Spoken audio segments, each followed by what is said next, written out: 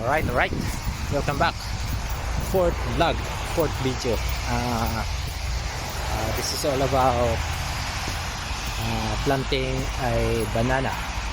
They call it golden sapa. We, we plant this one last June 2024. Now it's February. Today is February 6, 2025. So it's almost 8 months. 8 months now. I'll show to you all the growth of it. We start from the seedlings, and now it's almost bearing fruits now. They call it golden saba, or here in Toronto they call it plantain. But this one, we plant this one for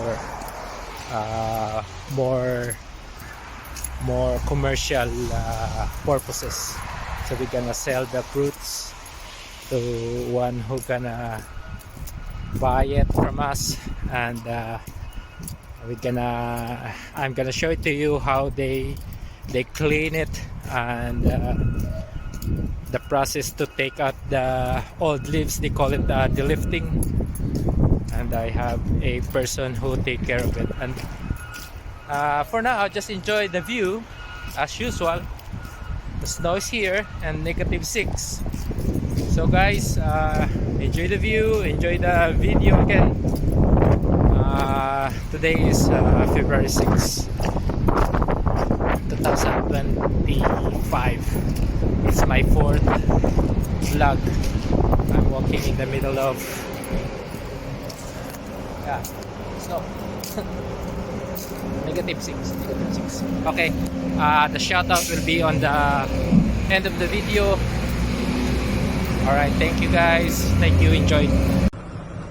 So this is the seedlings.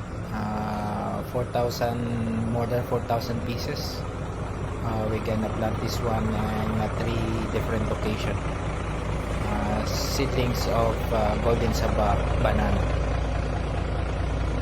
More than 4,000 pieces. Let's see kung anong results nito.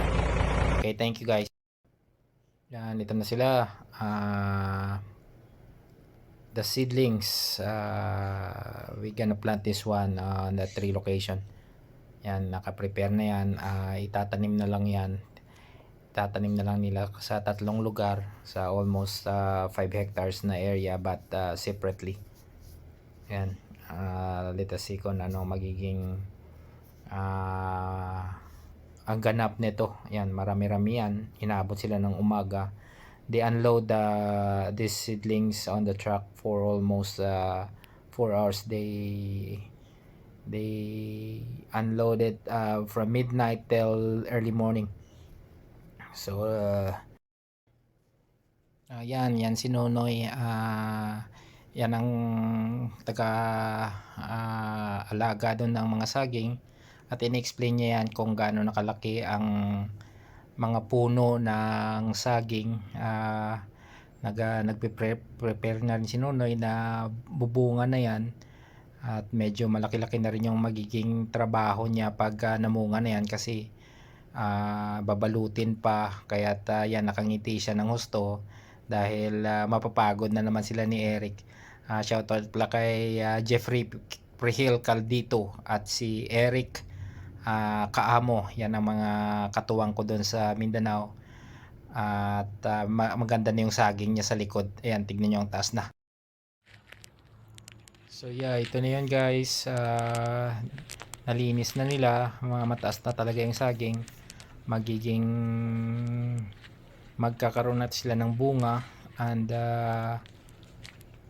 magna 9 months na to.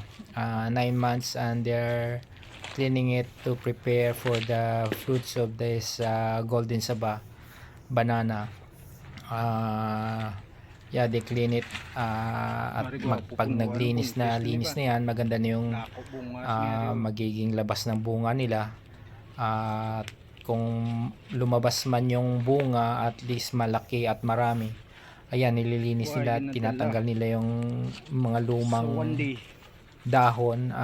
They call it the process of cleaning, they call it delifting. Yan, they cut the old leaves so that hindi masasayang ang sustansya na kinukuha pa ng old leaves na yan. Kaya ayan, matangkad na.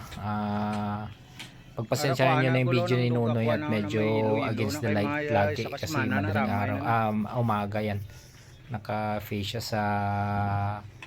sa araw pag nag-video. But anyway, yan malinis na at malalaman natin kung ano result.